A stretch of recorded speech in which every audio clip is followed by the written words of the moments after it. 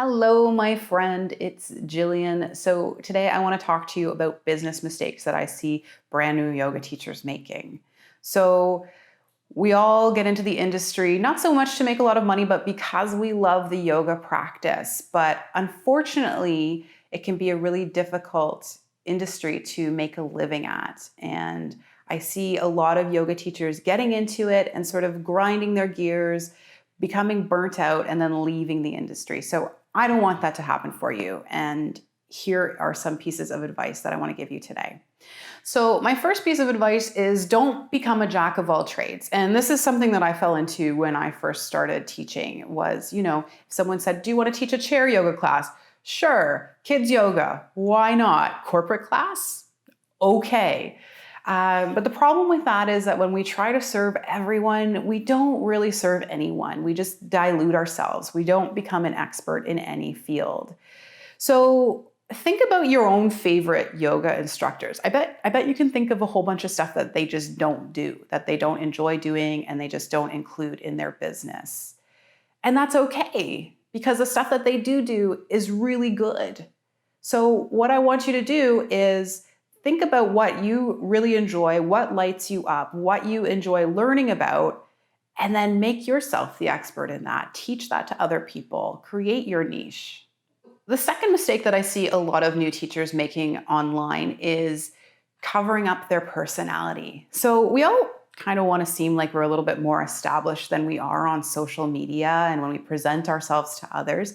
But this doesn't mean that you should cover up your personality. In fact, I would say that your personality is what will help you grow your yoga business. No one really is going to care that you're really good at cueing a sun salutation. They would rather know who you are, what your background is, why you're passionate about yoga.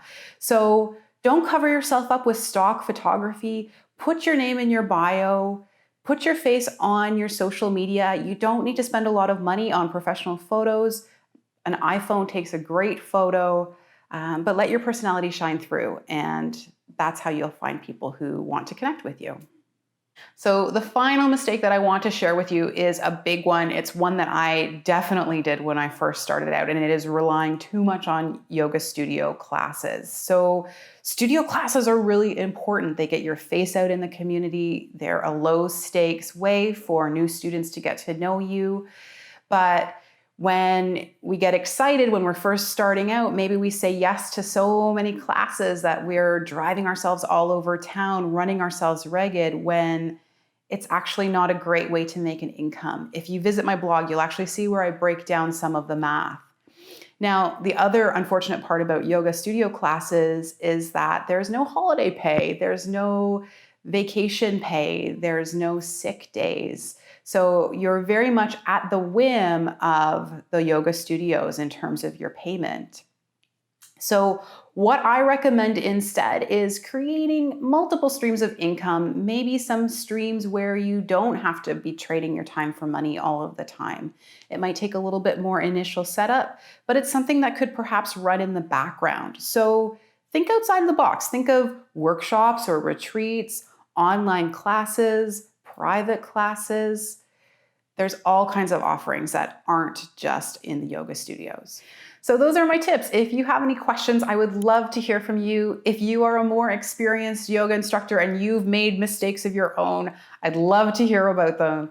Please leave me a comment below, and I'll see you soon. Thanks so much.